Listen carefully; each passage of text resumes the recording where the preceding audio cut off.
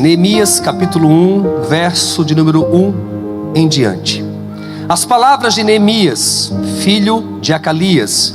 E sucedeu no mês de Quisleu, no ano 20º, estando eu em Suzã, a fortaleza, que veio Hanani, um dos meus irmãos, ele e alguns de Judá.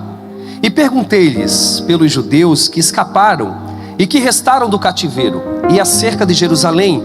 E disseram-me: os restantes que ficaram do cativeiro, lá na província, estão em grande miséria e desprezo. Diga comigo: grande miséria e desprezo. E o muro de Jerusalém fendido e as suas portas queimadas a fogo. E sucedeu que eu, ouvindo estas palavras, assentei-me e chorei, e lamentei por alguns dias, e estive jejuando e orando perante o Deus dos céus. Olha só esse último versículo. Quando Neemias ele recebe essa notícia, diz o texto que ouvindo eu estas palavras. Que palavras? Aquilo que Hanani tinha falado a respeito de Jerusalém, a respeito daquele povo, era uma notícia ruim, não era uma notícia boa. E diz o texto que Neemias, ouvindo estas palavras, ele se assentou e chorou e lamentou por alguns dias. Ei, não é pecado você por algum momento estar angustiado, não é pecado por algum momento você estar triste, não é pecado por algum momento você lamentar e até mesmo chorar. Deus, ele lembra que nós somos pó, e muitas vezes nós precisamos realmente chorar, colocar para fora as nossas dores, as nossas feridas, as nossas mazelas. Nesse momento, Neemias, ele está realmente chorando a dor do próximo, ele está realmente sentindo a dor de toda uma cidade. Diz o texto que Neemias, ele não fica parado na dor, ele não fica parado na angústia, ele não fica parado na tristeza, ele não fica parado naquela notícia ruim. Mas diz o texto que ele ora ao Deus dos céus, ele jejua, ele realmente age. Entenda uma coisa: o mais importante da vida não é a situação que você está, mas a maneira que você se move.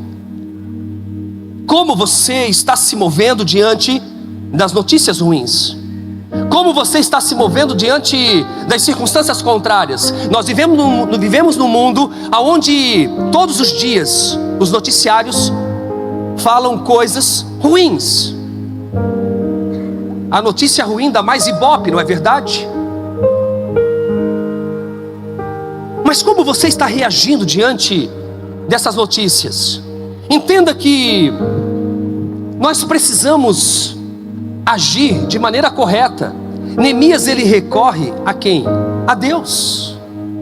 Neemias, ele recorre a Deus. Entenda que todos nós fomos criados para um propósito. Você não nasceu por um acaso, você não nasceu para passear de graça, para dar voltinha no shopping, para comprar uma bolsinha, hein, mulheres? Ah, mas isso é bom, sim, é excelente. Mas você não nasceu para isso, existe um propósito muito maior. E você precisa entender realmente o propósito para o qual você nasceu. Nós fomos projetados para impactar e fazer a diferença. Somos chamados para ser agentes catalisadores e transformar as coisas contrárias deste mundo. Todos nós somos chamados para realmente sermos agentes catalisadores. Somos chamados para a manifestação da vontade de Deus na terra. E o que é ser realmente um cristão catalisador? O que é ser um homem catalisador, uma mulher catalisadora? O catalisador num carro tem a função de transformar os gases tóxicos resultantes da combustão do motor em gases inofensivos, ou seja, em gases não poluentes. Essa é a função de um catalisador num carro. E quando eu digo que nós devemos ser homens e mulheres catalisadores, eu estou dizendo que nós temos a capacidade de transformar qualquer realidade diante do Deus que nós servimos. O Espírito Santo age em você, e quando você entende que aquele que age em você realmente é poderoso para fazer infinitamente mais daquilo que pedimos ou pensamos, você não fica paralisado nas circunstâncias contrárias, nas notícias ruins. Você não fica paralisado nisso. Então hoje eu quero compartilhar com você a história de um homem que entendeu o seu chamado catalisador. Ele entendeu realmente o porquê ele nasceu. Ele entendeu. E eu quero te fazer lembrar rapidamente o que ocorreu com o povo judeu. A cidade de Jerusalém tinha sido destruída. Neemias, ele estava trabalhando como copeiro do rei Artaxerxes. Então Neemias, ele realmente recebe a visita do seu irmão Hanani e alguns judeus, e eles falaram da situação precária que a cidade de Jerusalém estava, da falta de segurança devido às condições péssimas das muralhas. As muralhas estavam destruídas, aquilo que trazia segurança para a cidade na época estava realmente destruída. A cidade estava passando por um momento difícil. Aquelas muralhas foram destruídas, a cidade foi destruída há 140 anos antes pelas forças babilônicas. Então o povo estava indefeso, o povo estava desanimado, derrotado, desamparado, todos estavam abatidos, oprimidos. Aquele povo estava passando realmente por um momento tão difícil que a moral deles estava no chão, se é que eu posso dizer assim. Estava realmente um cenário terrível. E o que faltava na época? Faltava um líder catalisador, um homem que realmente se levantasse para fazer a diferença, alguém que tivesse uma fé tão grande que fosse capaz de mudar aquela atmosfera. Então entra em cena Neemias, e Neemias, ele foi esse líder catalisador. Ele teve a capacidade de transformar o relato da destruição, do sofrimento, da derrota, a uma situação realmente totalmente diferente. Ele teve a capacidade de transformar tudo isso em combustível para se posicionar e reconstruir toda a cidade. Então ele vai até o encontro do rei, e ele pede permissão, e ele diz o seguinte no texto do capítulo 2 de Neemias, versículo 5: Então respondi ao rei: se for do agrado do rei, e se o seu servo puder contar com a benevolência do rei, que ele me deixe ir à cidade de Judá, onde os meus pais estão enterrados, para que eu possa reconstruí-la. Ele está realmente pedindo autorização, porque ele tem uma missão. Sabe que aquele choro, aquele lamento, aquela angústia que ele sentiu quando recebeu aquela notícia ruim, se transformou em projetos. Eu vejo que um dos grandes problemas da igreja, e quando eu falo igreja, não estou falando da placa, eu não estou falando da igreja Reviver ou da igreja A, B ou C, eu estou falando dos cristãos. A igreja somos nós. O grande problema da igreja é que nós perdemos a capacidade de fazer leituras do mundo. Ou seja, nós perdemos a capacidade de olhar ao nosso redor e ver o que está em ruínas e nos posicionarmos para transformar aquela realidade. Deus não se importa com o tamanho da nossa igreja no domingo. A igreja está lotada, estou no terceiro culto. Deus não se impressiona com uma igreja lotada.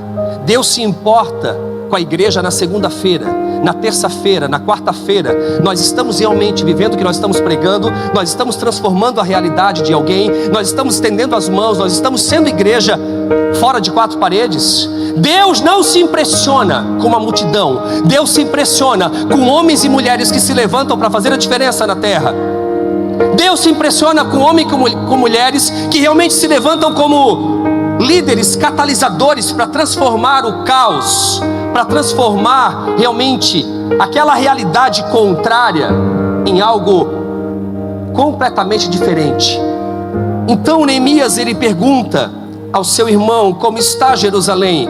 Como está a cidade de Jerusalém? Como está a cidade dos nossos pais? Ei, entenda uma coisa também nessa noite: toda realidade transformacional se inicia com perguntas.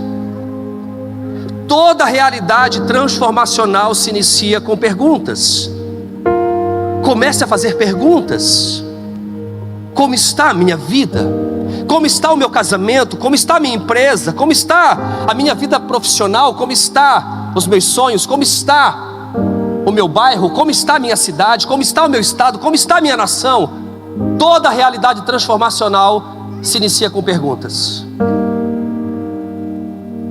Uma vida transformacional é aquela que entende o que é o seu efeito catalisador no mundo, aquela que traz o incentivo, uma inspiração, é aquela que empodera, é onde há inovação e criação de mudanças que ajudarão pessoas a crescerem e moldar o seu futuro.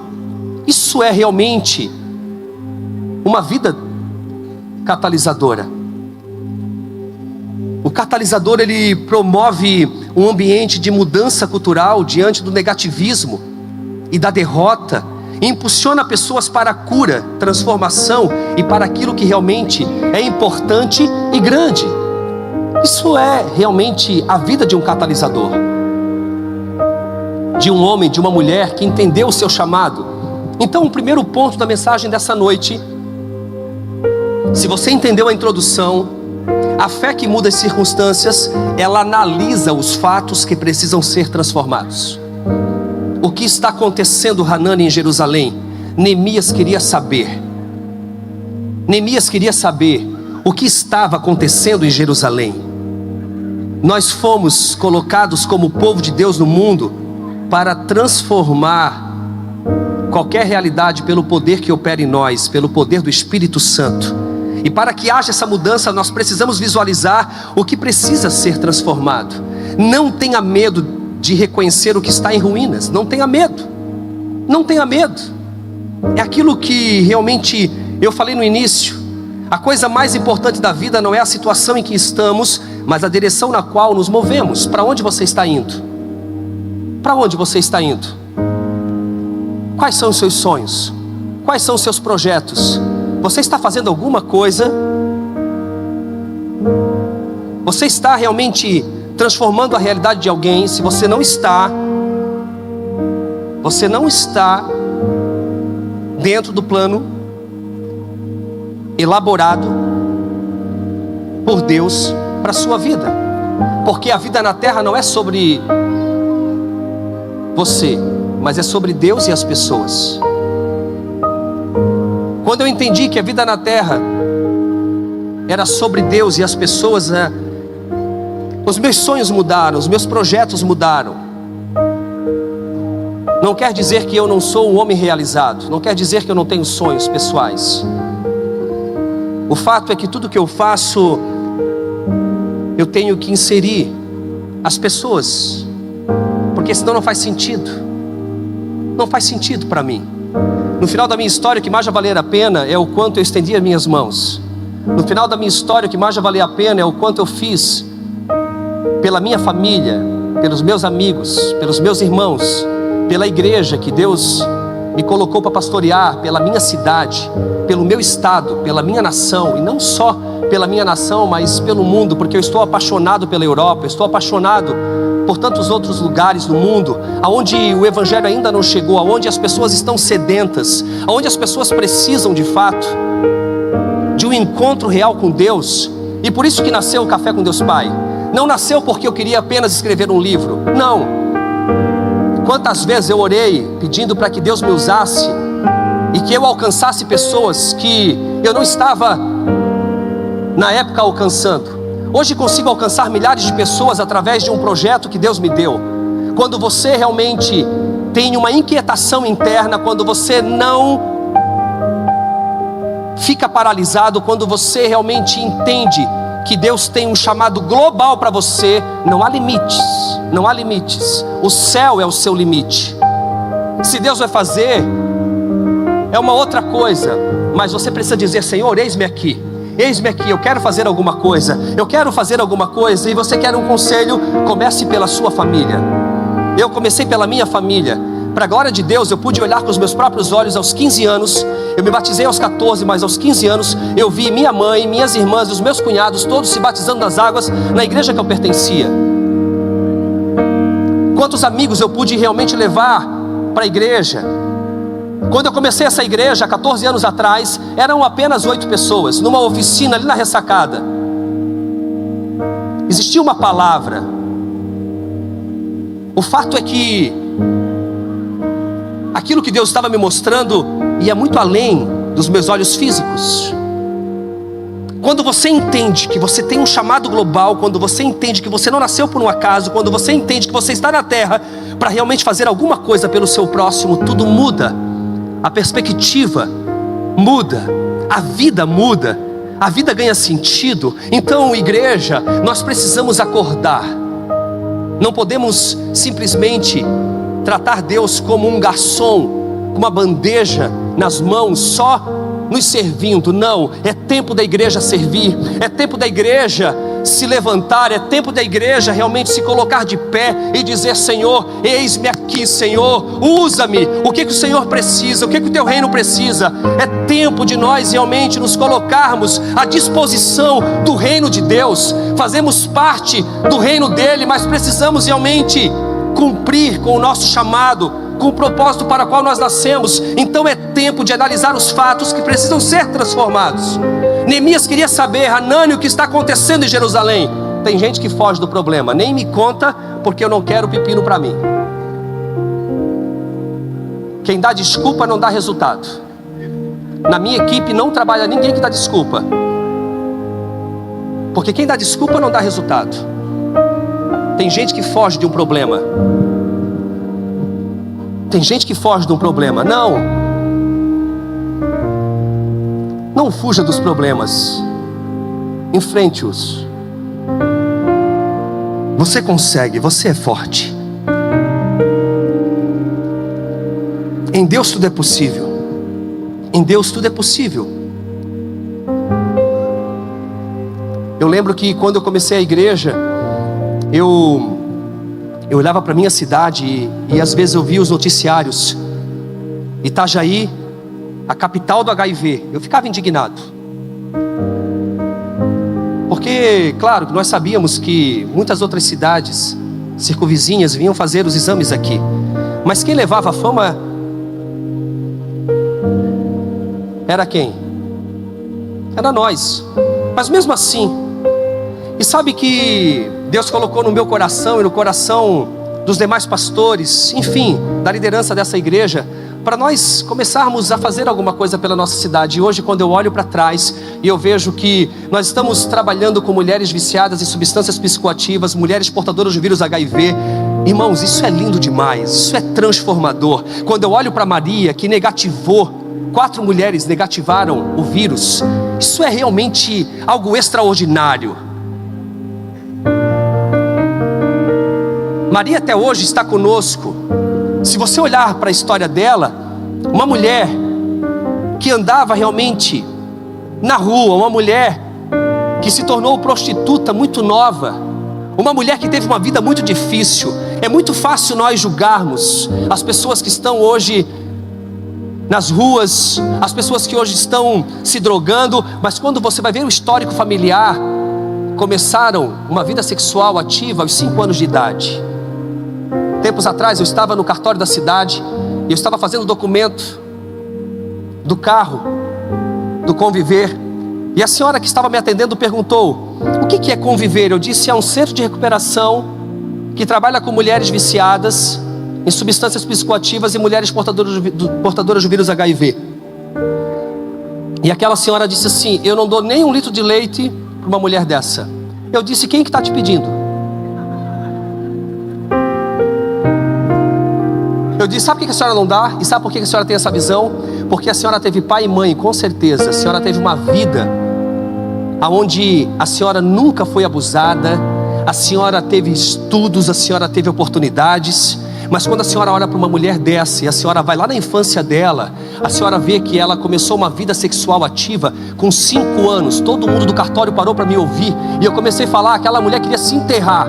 Sabe por quê? Porque tem gente que não consegue realmente visualizar um todo simplesmente tira uma conclusão e julga. Ei, nunca tenha um espírito crítico, porque a crítica que você usa hoje, amanhã pode voltar para você.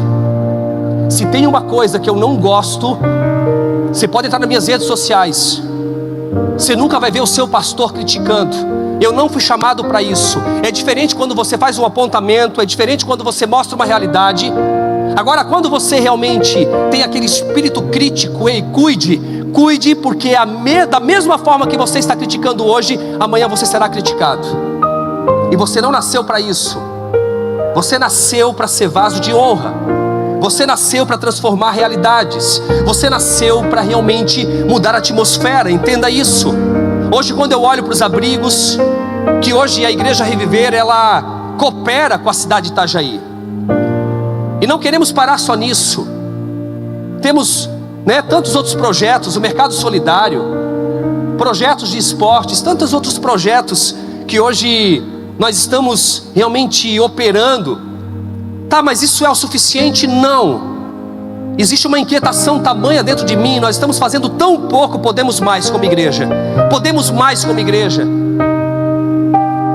Podemos mais como igreja. Então, é tempo de nós fazermos leituras. É tempo de nós fazermos perguntas, analisar os fatos que precisam ser transformados. E eu quero que você comece por você. Hoje Deus te trouxe aqui não por um acaso. Como está a sua vida espiritual? Como está a sua vida sentimental? Como está a sua vida emocional? Como está a sua vida familiar? Você está sendo aquele pai presente? Você está sendo aquela mãe sábia? Aquela mulher que edifica a casa? Você está sendo realmente alguém que está buscando a palavra, está meditando, está orando, está jejuando, está fazendo devocional? Ou você está em falta? Comece por você. Comece por você. Porque um doente não pode ajudar um outro doente. Se permita ser curado, curada, para então curar. Eu sei que a vida machuca, mas eu vim te lembrar nessa noite que Deus cura. Por muitos anos eu fui machucado. Por muitos anos eu não tive uma paternidade bem resolvida. Meu pai nunca me abraçou. Minha mãe disse, minha mãe está ali bonitinha. Bonitinha não, linda, porque bonitinha é feia e arrumadinha. A senhora é linda. Minha mãe, uma das mulheres mais lindas que eu conheço. Amém? Todo mundo concorda? Ela está viúva, mas não está disponível. Minha mãe já matou 2. E se você se atrever, vai te matar também. Então pronto. Ninguém vai se aproximar da senhora. Mas minha mãe disse tempos atrás para mim: o seu pai nunca te pegou no colo, desde quando você nasceu. Ele nunca chegou perto de você para te dar um beijo, para dizer eu te amo.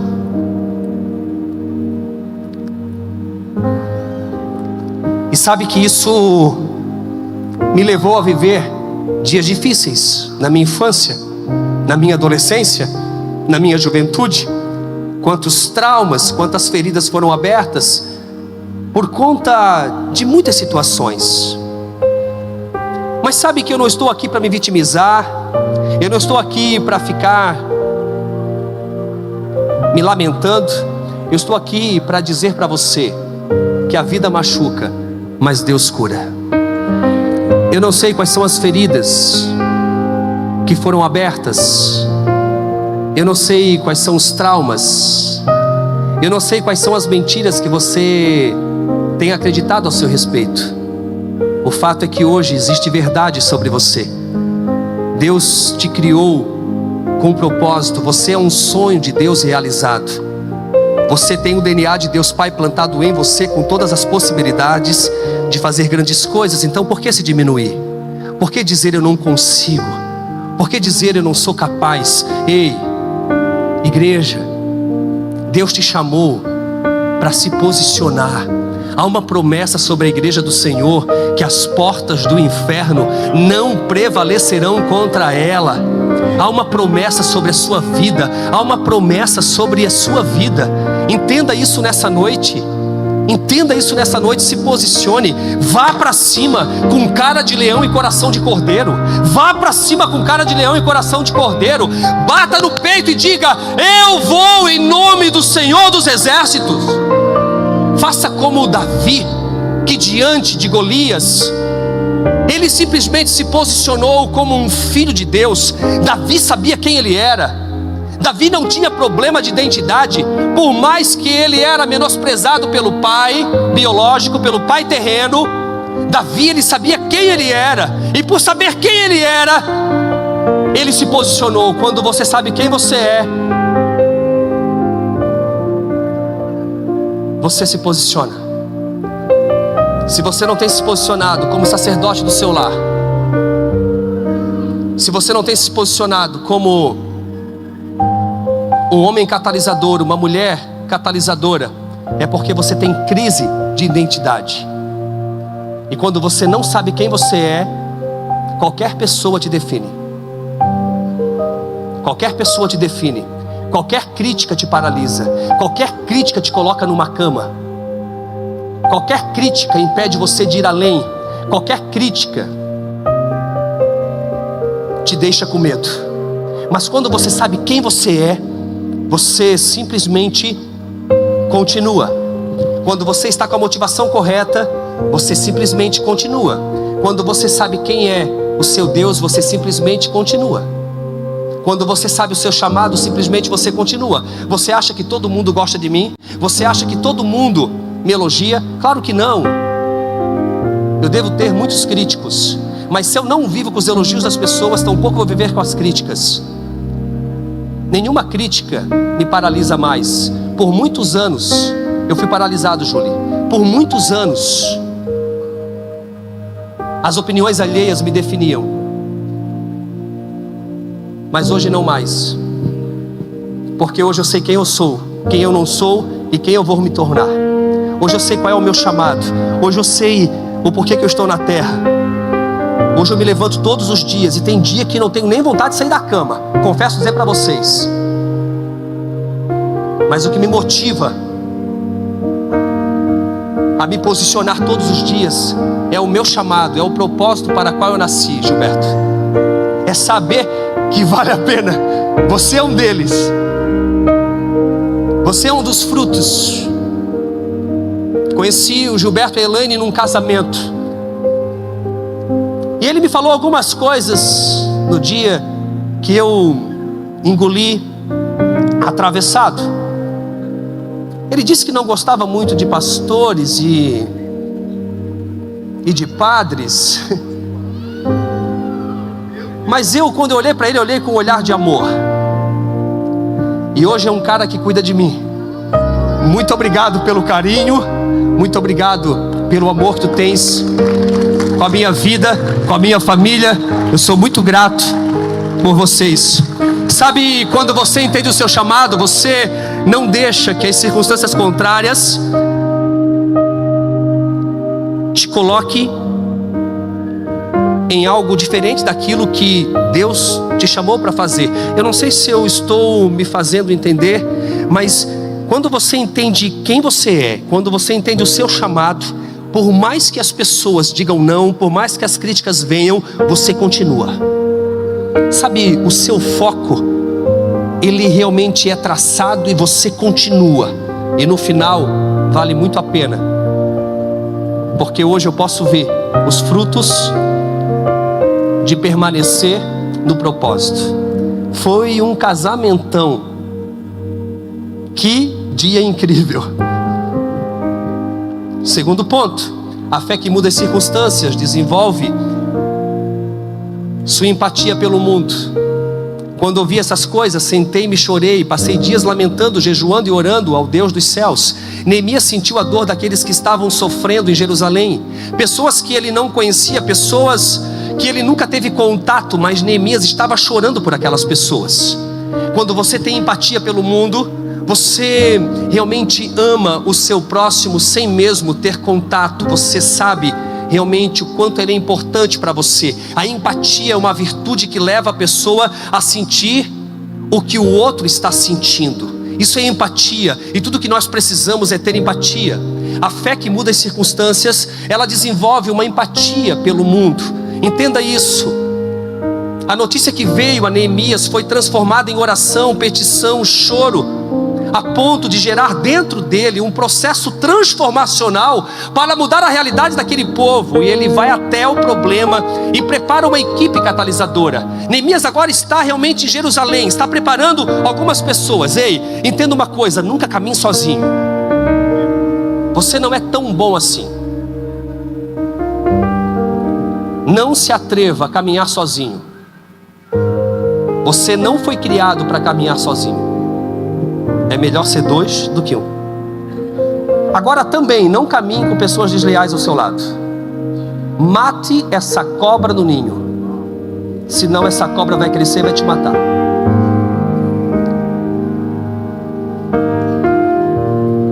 Não ande com pessoas pessimistas. Dos 12 espias que Moisés enviou para espiar a terra prometida, 10 trouxeram um relatório totalmente pessimista. Não tem como possuir aquela terra, mora gigantes lá, eles vão nos devorar. Mas Josué e Caleb bateram no peito e falaram: se o Senhor se agradar de nós, é certo que venceremos, nós não vamos desistir. É promessa para nós. Existe promessa para você, existe promessa para sua família, existe promessa para a igreja. Não desista, mesmo que as circunstâncias contrárias, mesmo que o mundo está dizendo tudo diferente. Não desista. A igreja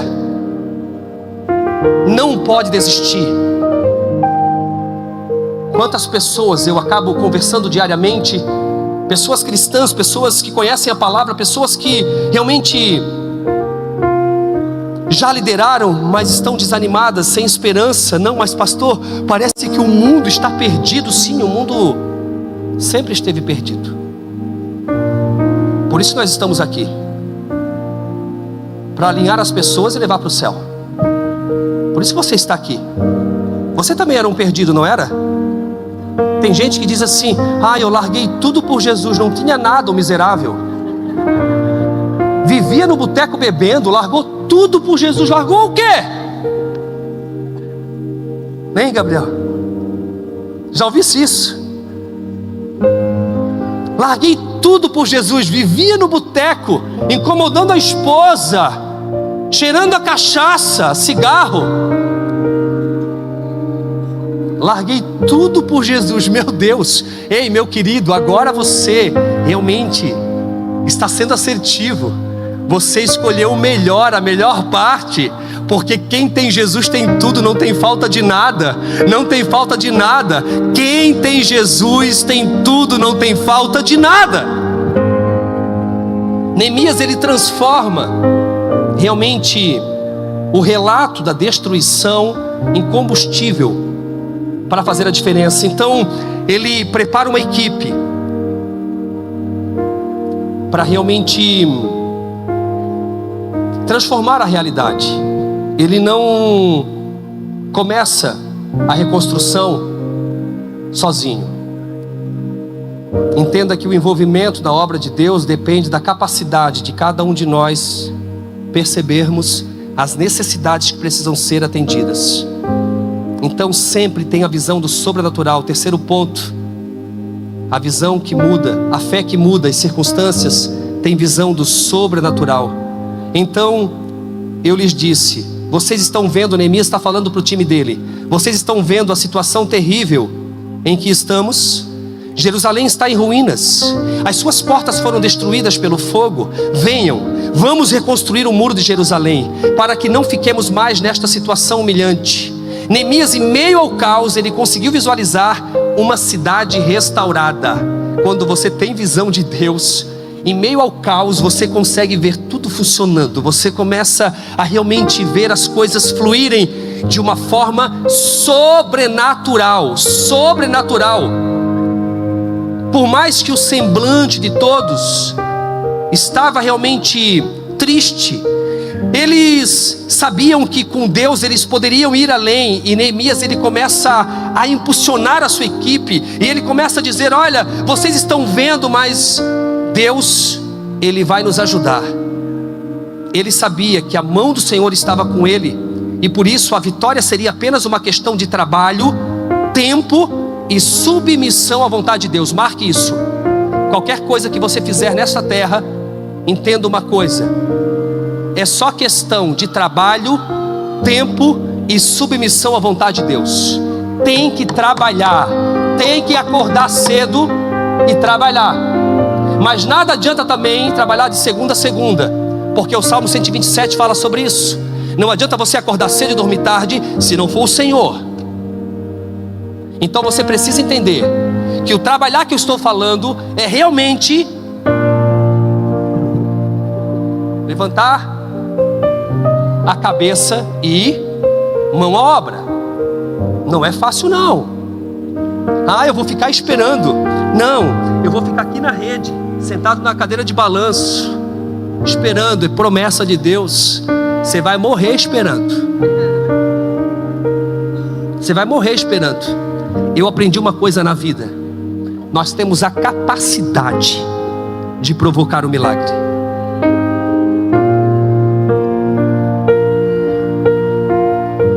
Quem disse que seria fácil? Ai, pastor, mas é tão difícil. Sim, quem disse que aqui é o céu? Você quer realmente ir para o céu? Amém? Quem quer partir essa semana? Levante a mão. Tem umas pessoas ali, vá e diga que eu chego lá um dia. Mas enquanto você estiver aqui na terra, no mundo tereis aflições, Jesus disse, mas tem de bom ânimo.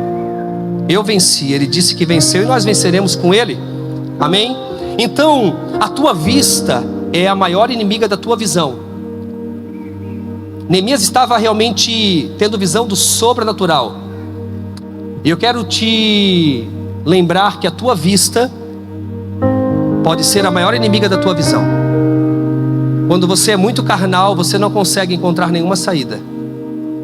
Mas quando você é um homem espiritual, uma mulher espiritual, a tua visão vai além dos teus olhos físicos. Você consegue enxergar lá na frente. Eu lembro que quando nós negociamos esse terreno com o proprietário para construirmos, a missão era construir um templo. Nós tínhamos 1.850 na conta bancária, R$1.850 na conta bancária. Nós fomos no cartório, eu, pastor Anísio, pastora Michele e pastora Mary. Quando assinamos, eu lembro como se fosse hoje.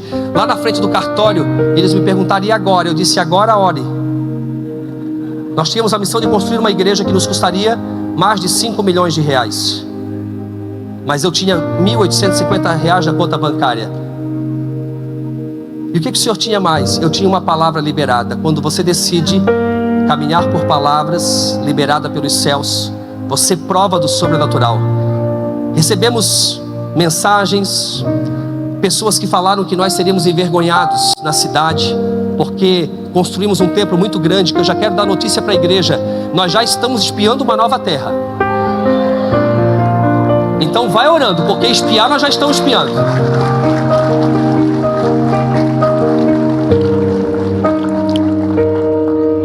E quanto que o Senhor tem no banco? Um pouquinho mais de R$1.850.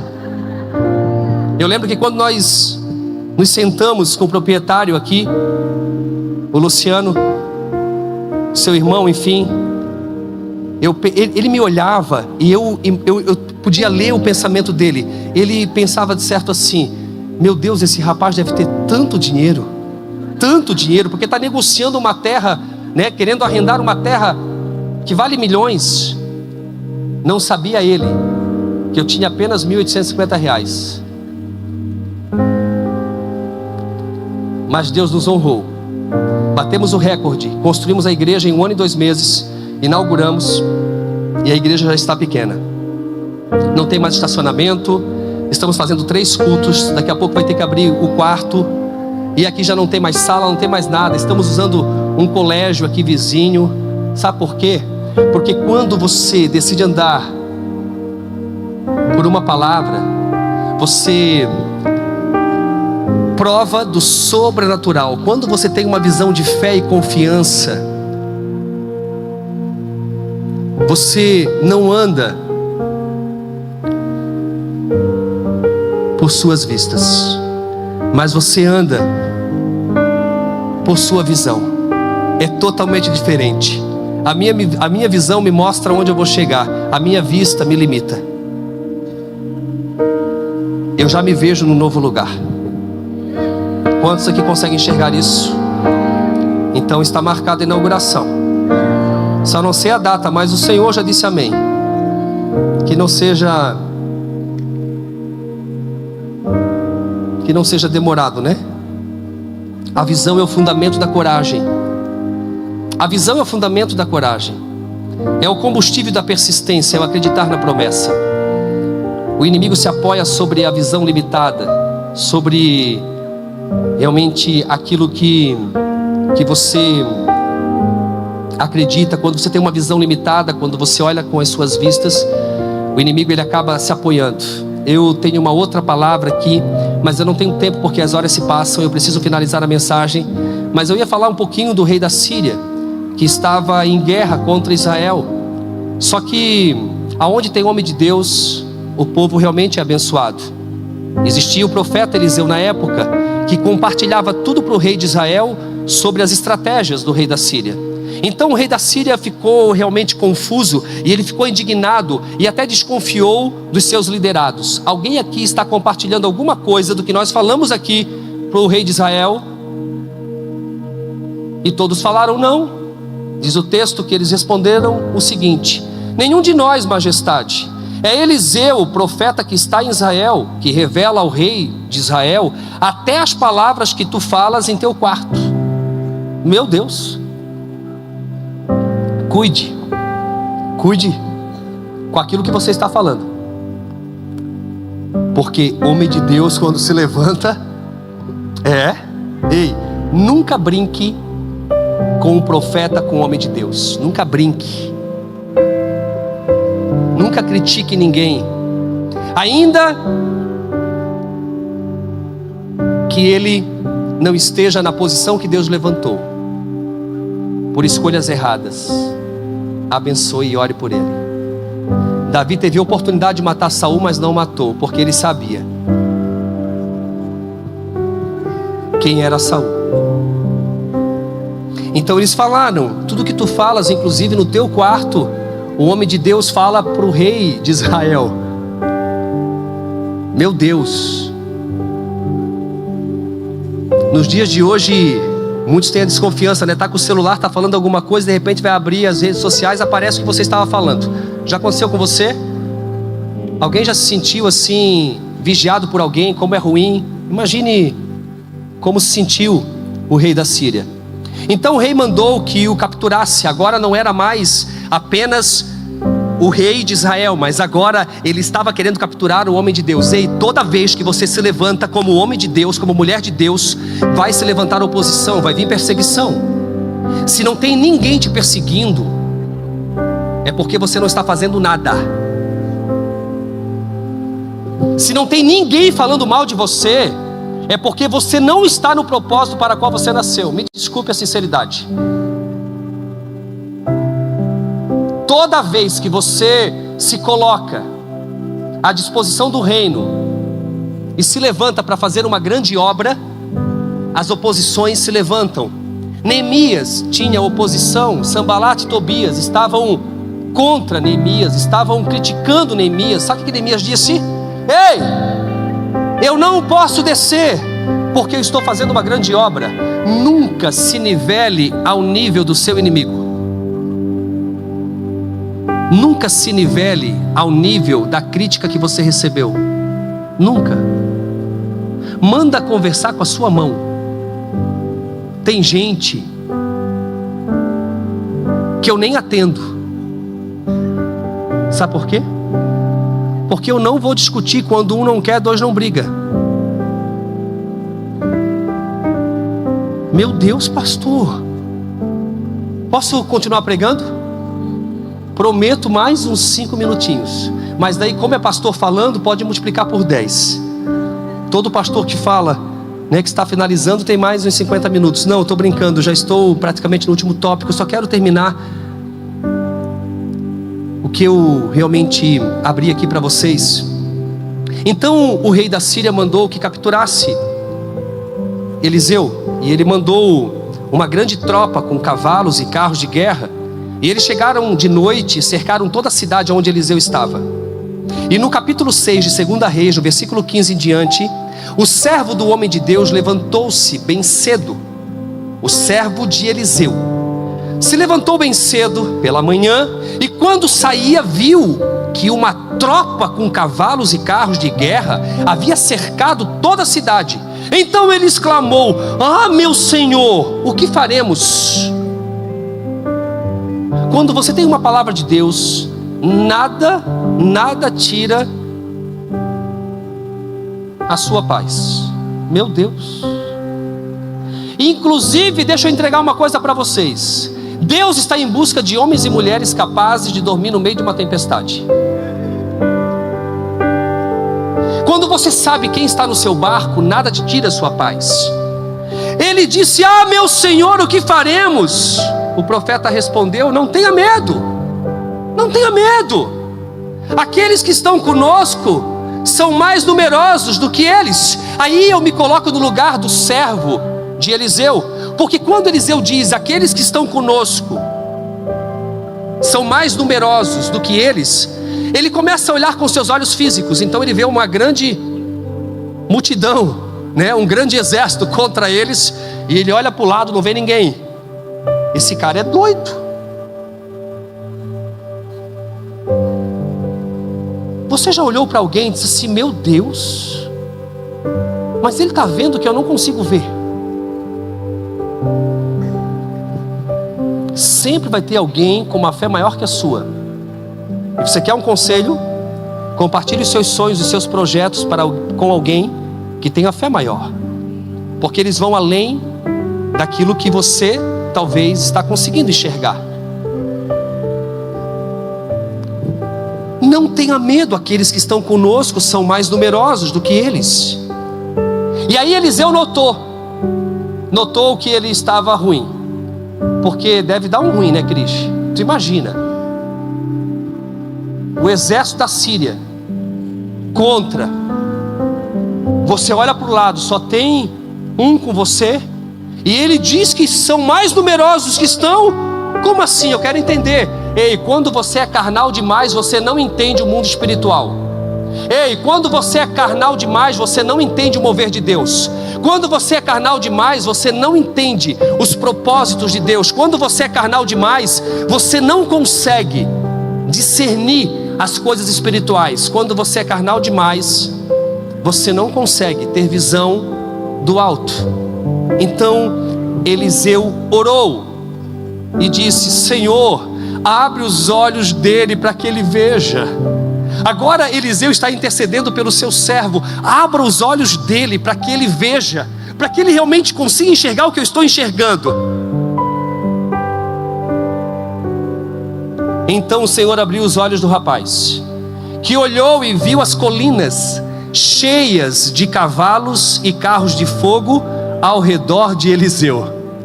Preste atenção: olhar para a sua realidade sem os olhos da fé é você visualizar uma mentira, é você visualizar uma incerteza, é você visualizar algo que não é o que Deus realmente está falando e mostrando. Quarto e último, a fé que muda as circunstâncias é corajosa. Diz o texto de Neemias 4,14: não tenha medo deles, lembre-se de que o Senhor é grande e temível, e lutem por seus irmãos, por seus filhos e por suas filhas, por suas mulheres e por suas casas. A motivação estava corretíssima. Toda vez que você decidir avançar, você encontrará oposição, como eu falei. Então profetize palavras de fé em seu destino. Não use palavras para descrever a situação que você está.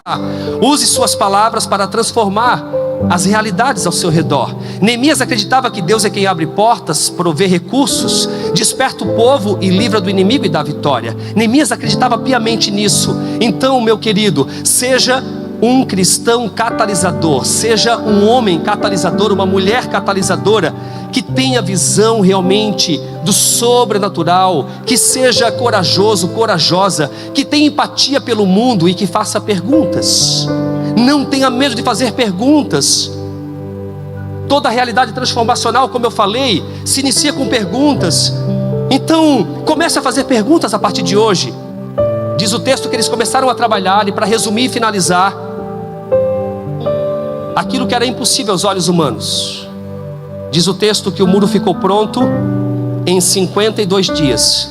Quando todos os nossos inimigos souberam disso, todas as nações vizinhas ficaram atemorizadas, e abateu-se o seu orgulho, pois perceberam que essa obra havia sido executada com a ajuda de nosso Deus. Sabe o que vai acontecer com você? As pessoas vão olhar para você e vão dizer assim: é Deus na vida dele, é Deus na vida dela. Não tem explicação, é Deus. O nome do Senhor será glorificado através da sua vida, através da sua família, através dos seus descendentes. Eu não sei qual é a sua realidade hoje. Talvez você precisa iniciar transformando a sua realidade interna. Talvez você precisa começar transformando a sua realidade como esposo, como esposa.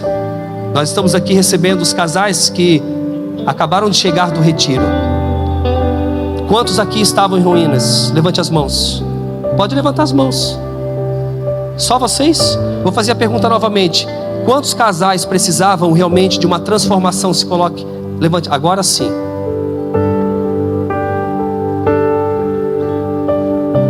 Provavelmente vocês fizeram perguntas e decidiram ir no PUS. E Deus transformou a realidade. Agora vem a prática, o dia a dia, o desafio, o mais importante.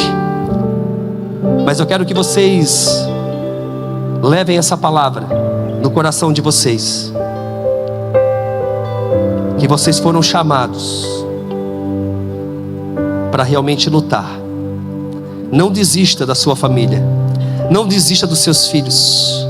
Não desista daquilo que Deus te deu. Eu não sei como você chegou aqui nessa noite, mas uma coisa eu sei: o mesmo Deus que operou na vida do profeta Eliseu, o mesmo Deus que operou na vida de Neemias e nos demais que estavam com ele, o mesmo Deus que operou na vida de Davi, quando se colocou à disposição para enfrentar um grande gigante que estava confrontando há muitos dias o exército de Israel. O mesmo Deus que transformou a minha realidade. Eu tinha tudo para dar errado, mas para a glória de Deus, eu tive um encontro com Ele e tudo mudou. É o mesmo Deus que está aqui nessa noite, falando ao seu coração, fazendo os devidos apontamentos para te levantar como homem de honra, mulher de honra. Você vai marcar a sua geração. No final da sua história, o que mais vai valer a pena é o quanto você amou, é o quanto você realmente agiu em favor da vida do próximo, o quanto você se entregou, o quanto você realmente lutou, o quanto você foi um líder, um homem, uma mulher que transformou a sua realidade, o quanto você foi catalisador, catalisadora.